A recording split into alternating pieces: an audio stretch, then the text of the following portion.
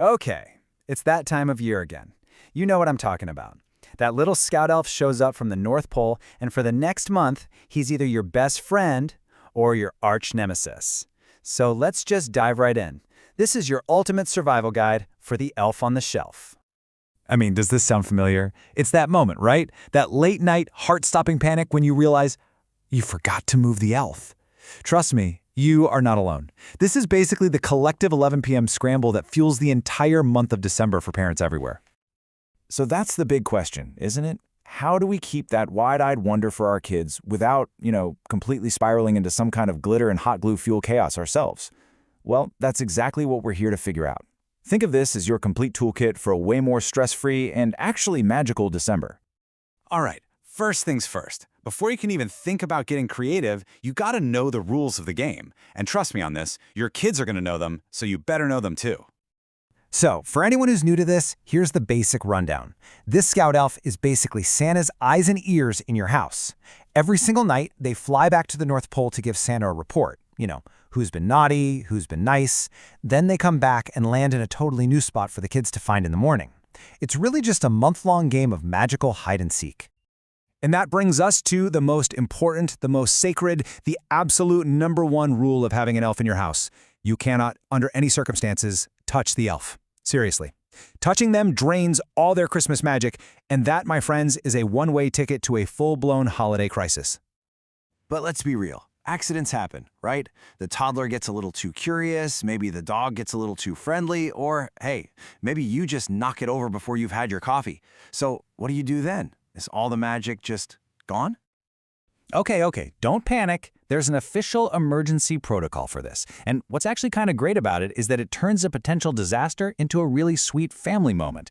You can have your kids write a little apology note to the elf or to Santa. You can sprinkle a little cinnamon next to him. Apparently it's like elf vitamins. Who knew? Or you can all sing a Christmas carol together. Just like that. Disaster averted, magic is back.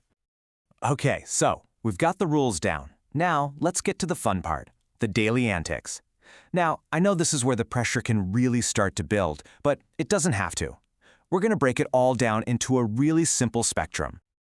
So we're basically breaking down the ideas into two main camps.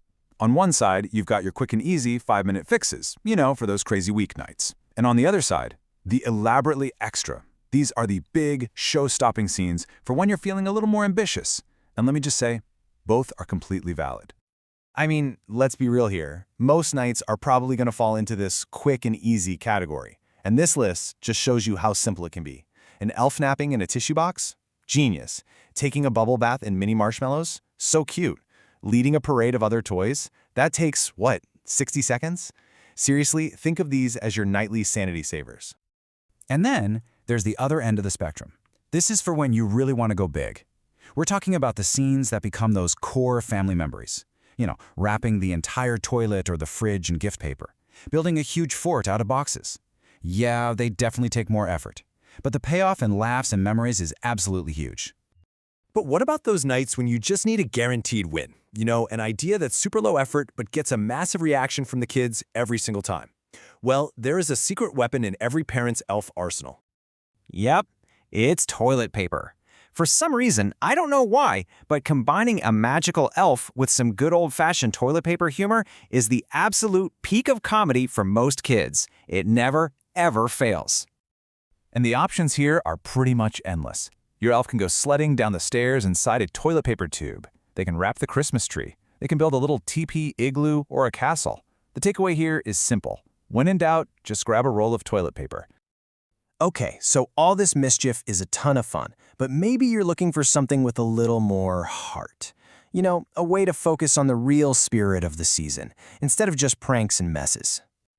So what if making messes and staging silly pranks just isn't your thing? What if it doesn't really align with what you're trying to teach your kids? Well, there's a really amazing alternative that's been getting super popular.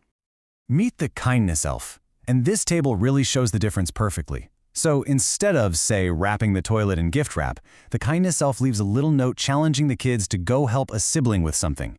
Instead of drawing funny faces on eggs, it might challenge them to pay someone a compliment. It just totally shifts the focus from the elf making mischief to the kids actively doing good things.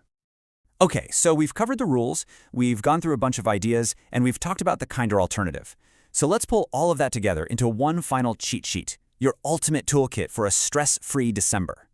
So here it is, your takeaway toolkit. First, know the golden rule, don't touch the elf, but always have that 3-step magic recovery plan in your back pocket. Second, have a few 5-minute fixes ready to go for those crazy nights. Third, remember your humor go-to. Toilet paper is always a winner. And finally, and maybe most importantly, have an I forgot plan ready to go. Because, let's face it, you will forget. It's not an if, it's a when. So you might want to memorize a few of these. Oh, you woke up too early, he didn't have a chance to move yet, is a classic. You know what? I think that's just his favorite spot to see everything. Works in a pinch. But my personal favorite is, oh no, he's stuck. We're going to have to use the kitchen tongs to help him move tonight. It's brilliant, and it buys you another 24 hours. So, in the end, whether your elf is a total prankster, a little agent of kindness, or honestly, just really good at hiding in the fruit bowl for 3 days in a row, the real magic isn't about how elaborate the setup is. It's just about the shared laughter and the excitement. So the only real question to ask yourself is, what's going to make this tradition truly magical for your family?